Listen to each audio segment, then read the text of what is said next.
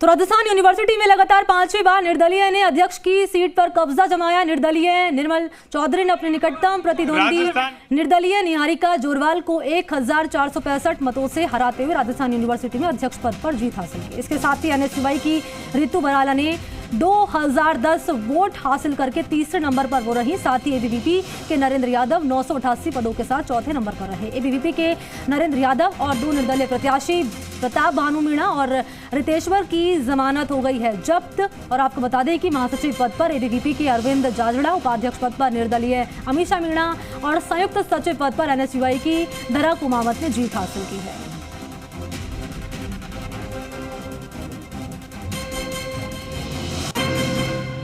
राजस्थान विश्वविद्यालय में अध्यक्ष पद पर निर्दलीय निर्मल चौधरी ने जीत हासिल कर ली है। आप देख सकते हैं कि निर्मल चौधरी के कार्यालय पर अब जश्न का माहौल है। यहाँ पर पटाखे फोड़े जा रहे हैं, गुलाल उड़ाया जा रहा है। आप देख सकते हैं कि निर्मल चौधरी गाड़ी पर खड़े होकर सभी को संबोधित कर रहे हैं। इसके साथ ही बड़ी संख्या में जो समर्थक हैं वह भी यहाँ मौजूद हैं और लगातार जो आतिशबाजी है, आतिशबाजी का दौर यहाँ पर जारी है।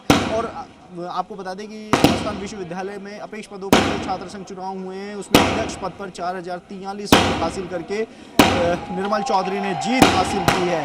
तो वहीं उपाध्यक्ष पद पर भी निर्दलीय अमीषा मीणा ने जीत हासिल की है। महासचिव पद पर एबीवीपी के अरविंद जाजड़ा ने जीत हासिल की है। तो वहीं संयुक्त सचिव के पद पर जो एनएसयूआई की धरा कुमावत है उसने जीत हासिल की है। ये जीत का जश्न है, ये शुरू हो चुका है और ये जश्न अभी कितना और चलेगा ये कोई नहीं कह सकता। लेकिन राजस्थान विश्वविद्यालय में लगातार 5वीं बार एक निर्दलीय ने जीत हासिल की है। लगातार 5वीं बार 2016 से लेकर 2022 तक 5 निर्दलियों ने राजस्थान विश्वविद्यालय में सरताज का ताज अपने सर पर पहना है। कैमरा पर्सन पवन के साथ ललित वर्मा, जी मीडिया, जयपुर। राजस्थान विश्वविद्यालय के अंदर मैं जब संघर्ष कर रहा था, जब किसान आंदोलन, जब दिल्ली के अंदर किसानों ने किसान आंदोलन किया था, तब मेरे को और मजबूती मिली थी कि जब किसान प्रधानमंत्री के खिलाफ लड़के जीत सकते हैं तो राजस्थान विश्वविद्यालय के अंदर निर्मल चौधरी इन छात्र संगठनों के खिलाफ तो जीत ही सकता है। मैं आप लोगों को बताना चाहता हूँ, मेरे खिलाफ इन लोगों ने इतने षड्यंत्र रचे, इतने सब, इन सब के अंदर मैं छात्र शक्ति के लिए हमेशा संघर्ष करता रहा। ये एनएसयूआई संगठन के लोग थे साहब जो मेरे ऊपर आरोप लगा रहे थे कि निर्मल चौधरी की फर्जी डिग्रियां हैं। मैंने कहा धरातल पे आके संघर्ष करो, छात्र शक्ति की सेवा करो। मेरा मुकाबला करना है तो धरातल पे आके आमना सामना करना पड़ेगा। ये झूठे षड्यंत्र रचने से आप चुनाव नहीं जीत सकते।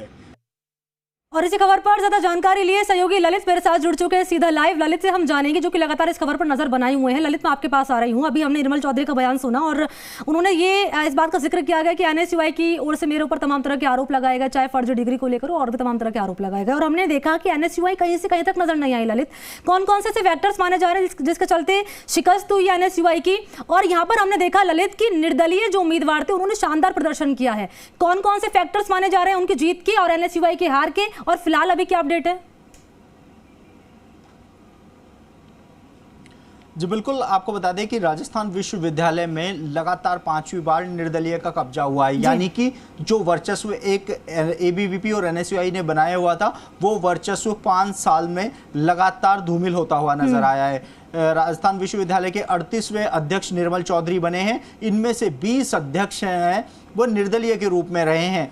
आपको ये जानकारी दे दें कि निर्मल कुमावत एकमात्र ऐसे निर्दलीय अध्यक्ष हैं जिन्होंने शुरू से ही निर्दलीय के रूप में अपना चुनाव लड़ने की घोषणा की थी, निर्दलीय के रूप में जीते हैं। इससे पहले की अगर बात की जाए तो कोई न कोई संगठन से बागी होकर निर्दलीय के रूप में लड़ने वाला जो उम्मीदवार था वो जीत हासिल करता था। लेकिन निर्मल चौधरी ने शुरुआत से ही निर्दलीय के रूप में चुनाव लड़ने की घोषणा की थी, किसी भी संगठन से नहीं जुड़ने का उन्होंने ऐलान किया था। इसके साथ ही धरातल पर काम करते हुए निर्दलीय के रूप में ही चुनाव लड़ने की घोषणा की थी। जीत के तुरंत बाद निर्मल चौधरी ने साफ कहा था कि मेरी सीख उस समय मजबूत हुई थी जब मैंने दिल्ली में देखा था कि किसानों ने प्रधानमंत्री के खिलाफ प्रदर्शन करते हुए जीत हासिल की थी। उस समय मैंने दृढ़ संकल्प ले लिया था कि मैं एक किसान शिक्षक का बेटा हूं। जब किसान प्रधानमंत्री से जीत सकते हैं तो फिर मैं राजस्थान विश्वविद्यालय में इन छात्र संगठनों से कैसे नहीं जीत सकता, इसी को ध्यान में रखते हुए मैंने काम किया। इसके साथ ही निर्मल चौधरी ने जीत के तुरंत बाद ये कहा कि उन्होंने अपना आदर्श सचिन पायलट को माना है।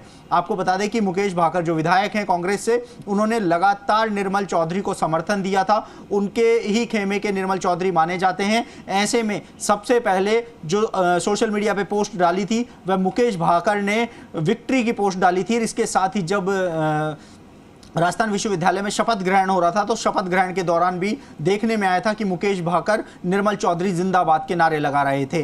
तो ऐसे में जो निर्मल चौधरी हैं, निर्मल चौधरी के सामने सबसे बड़ी जो चुनौती तो नहीं कहेंगे क्योंकि तकरीबन 1465 वोटों का अंतर है। तो ऐसे में निहारिका जोरवाल जो NSUI से बागी हुई थी, मंत्री मुरारी लाल मीणा की ये बेटी हैं, जब टिकट की घोषणा हुई थी उस समय निहारिका ने निर्दलीय के रूप में चुनाव लड़ने की घोषणा की थी। निहारिका के साथ करीब आधा दर्जन छात्र नेताओं ने NSUI के खिलाफ बागी होकर चुनाव लड़ने की घोषणा की थी, लेकिन धीरे धीरे सभी लोग NSUI के पाले में चले गए थे, लेकिन निहारिका अंतिम तक डटी रही थी। इसके साथ ही बात करेंगे हम रितु बराला की। रितु बराला को NSUI ने टिकट दिया था। NSUI ने यह कहते हुए टिकट दिया था कि रितु बराला जो महारानी कॉलेज की पूर्व अध्यक्ष रह चुकी हैं, इसके साथ ही 7 सालों से लगातार संगठन से जुड़ी हुई हैं। रितु बराला का कहीं ना कहीं चुनावी जो मैदान था उसमें वह डटी रही थी, लेकिन निहारिका का निर्दलीय के रूप में लड़ना कहीं ना कहीं रितु के लिए एक माइनस पॉइंट रहा था, क्योंकि नुकसान हुआ है, क्योंकि तकरीबन 2500 से ज्यादा वोट है वह निहारिका लेके गई है, रितु को 2010 वोट मिले हैं। तो ऐसे में NSUI के वोट कहीं ना कहीं एक दूसरे से टकराए और इसके चलते निहारिका तो हारी, साथ में रितु को भी ले डूबी।